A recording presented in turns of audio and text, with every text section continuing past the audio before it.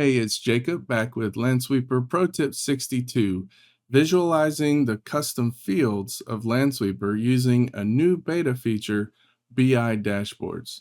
So first off, if you don't have access to the BI dashboards, you can go to lansweeper.com/product/beta and get access and sign up for it. So, custom fields. I've spoken a lot about custom fields, so I'm going to spare you the majority of the painful details. But using the new BI dashboarding, it's kind of cool how you can get a lot of insight just from a few custom fields. And in this case, we're going to be using a monitored by PRTG monitoring, which is a yes or no, your environment of the asset, application, your overall application on the asset, and application family, the family of applications that is involved here. So here is where the custom fields are in for an asset on your classic installation, and of course in your cloud site information or installation. There they are right here. So without further ado, if you have access, you will have this little button here that says try new dashboard. So we're going to click it. Now, you can see here, there's a lot more graphs, a lot more things going on than traditional dashboards. And feel free to poke around and get a feel for it. I'm going to skip ahead here and I'm going to make a new one from scratch to kind of show you how things are done and how easy it is. So we're going to create a dashboard here, which will give you a blank slate where you can drag and drop your items that you want to use, your widgets. So the first thing we're going to do is we're going to start off with a number, because I want to see how many assets we're talking about, especially when we're interacting. We're just going to have a number here. So the first thing you do is you just click the data button right here, and you have 4 categories of data. You have your inventory, your vulnerabilities, your software, and your user information. In this case, I'm going to show Windows servers and I'm going to show my custom fields. So we're going to want inventory. And what I'm going to put here is the asset key because I want it to be a distinct count of assets. So I don't want any duplicates. So the asset key is the same thing as asset ID in on-prem. So in order to do this, you just drag the asset key over to this little section here that says measure, and you drop it. And it's that easy. So right here, I have 118 things in my home lab environment, some of which are active, some are not active. Now, at this point, you can filter any widget to anything that you like. However, for this dashboard, I want to do an overall filter to just have my Windows active servers. So your filters are right here to the right, and you will see you can do chart filters or you can do dashboard filters. So let's start with a dashboard filter. And we are going to do active assets. And if you're not sure what the results are, you can say is in, and it will give you your choices. So, okay, it's active. So I'm going to say state equals active. And then I want Windows servers. So for me, like on-prem or here, you can do the domain role. However, I like to use the operating system. So I do OS version, and let's take a look at it, is in, and there's the options in my home lab of all the operating systems, and I notice that they're all server 2. They start with server 2. So I'm going to say starts with server 2 and apply my filter.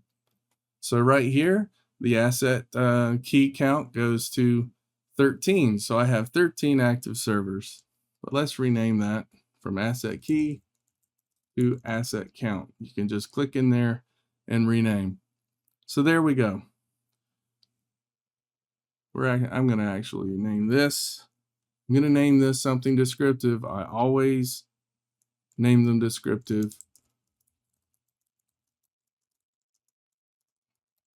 Test dashboard, do not delete. There we go. So now that I've properly named it, so nobody will delete it, let's move on. So the first thing I'm going to visualize is the environment.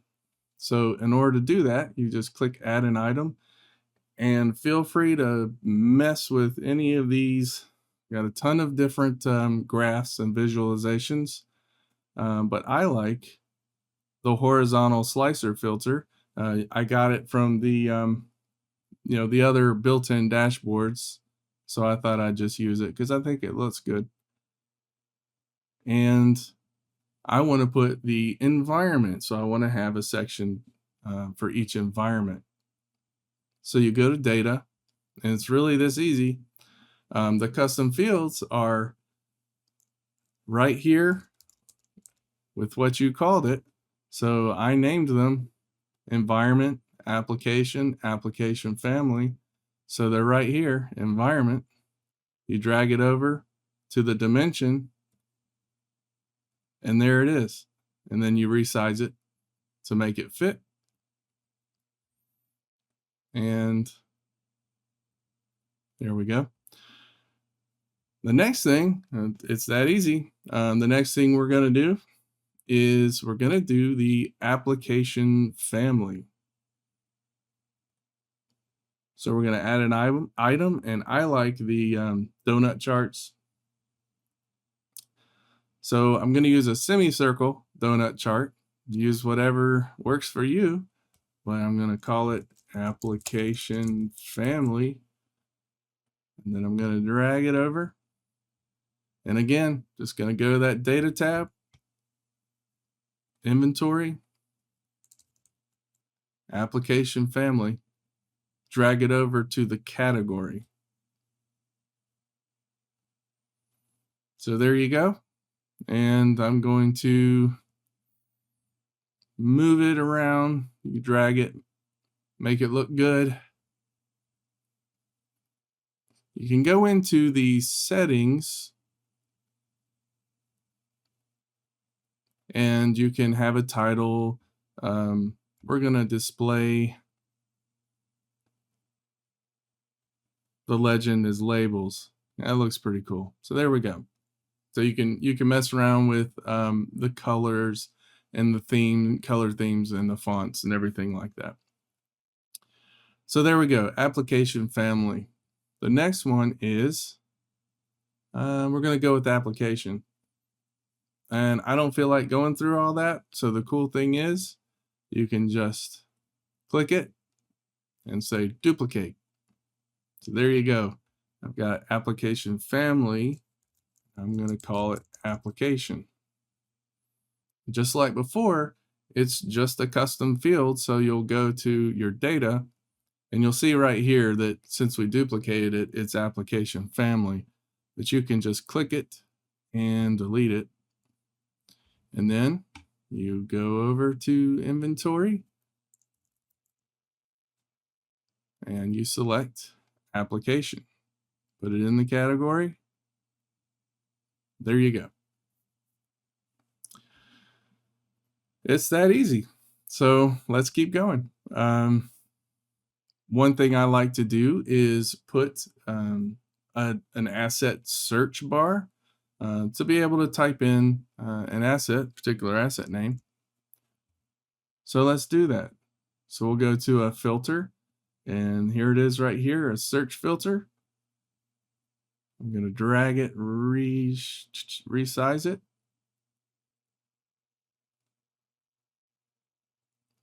And what do I want to search for? I want to search for asset names. So I hit data, inventory,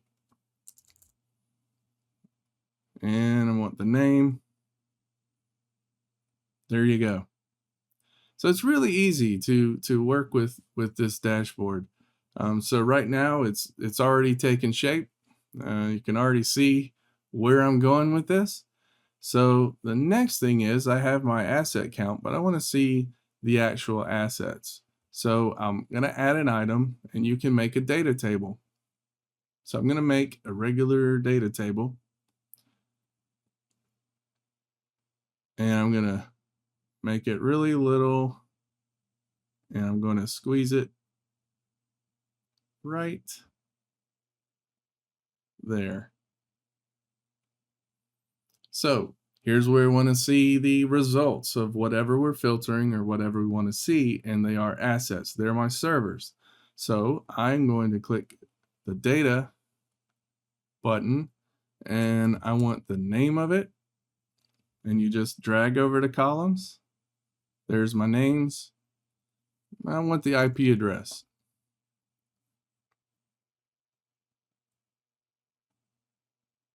Again, you can put whatever you want there. You can put the application description, the operating system, whatever you want to report on. You can just drag it there and resize it so it fits. But this is good. This is what I want. So we're gonna stick with that. Let's drag it down a little bit. So then now we have a search. We have our environments, application, family.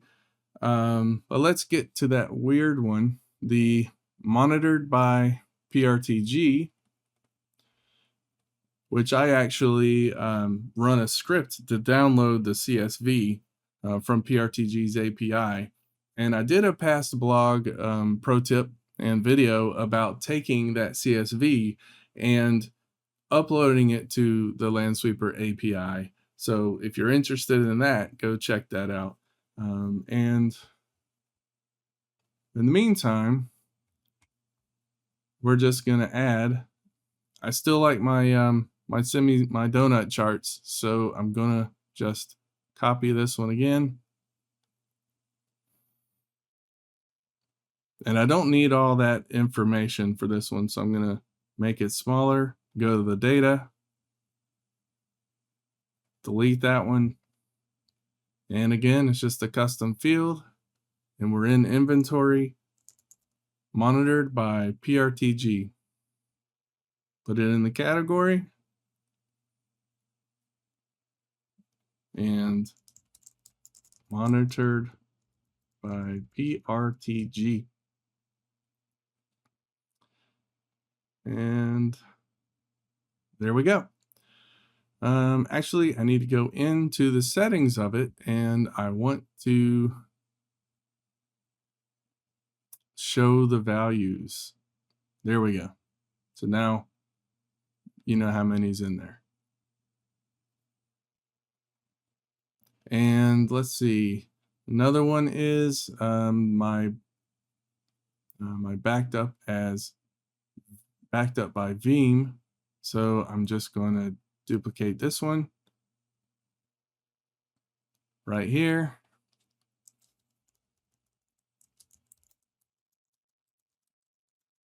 And again, I pull some information. This is just some ideas, but I pull information from Veeam's API, and I just say, hey, is it backed up or not, for general information. And I will go to my data.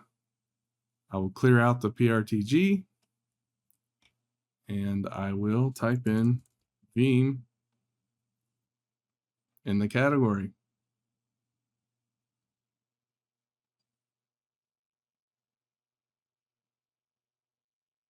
So there we go.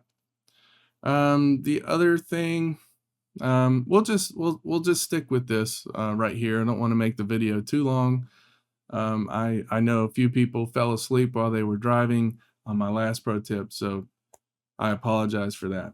So right here, the next thing you want to do is you want to go into the settings And you will see here that some of them are green and some are red. And what that means is if you interact with this widget, the ones in green will filter and interact accordingly. So if I choose, SQL servers right here, these ones in green will update with that asset information. And you notice right here that the top one is by default, it does not get, it doesn't update because it's just a filter in and of itself. But I want to, and it says, yes, you're filtering another filter item. So I want to turn that on for every item here. There we go. And that's basically it. So I'm going to show you a working one. I added a few more things, but just going to drag this over here. So the cool thing is with the visualization and these few custom fields, you can see here that I have 10 production servers, a development server, a QA server. I have 10 of them not backed up by PRTG, which is bad for me, and everyone but one of them is not backed up by Veeam, which again, shame on me. But you can see the application family breakdown and the applications that are on it. Obviously, you wouldn't use that if you have 1,000 different applications, but you get the idea. So right here, you can click production and you get your 10 production servers, the list of what they are, your application families, what's on them. Seven out of the 10 are not monitored. There's only one production server there that is backed up by Veeam. And likewise, if you want to see what your SQL servers are, you got over here DB01 and SQL01. One is a multi-purpose, and the other one I have not put in the application description in. One of them is monitored.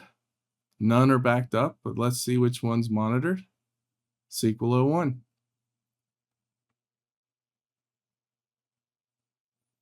So likewise, you can just type in SQL01 here, and you can see it's a SQL multi-purpose SQL server. It is monitored, but not backed up.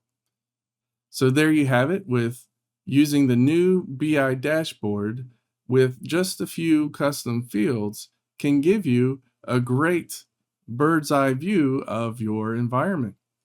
In this case, my 13 little Windows servers. So if you have any questions, feel free to reach out, and I will see you on the next one. Thanks.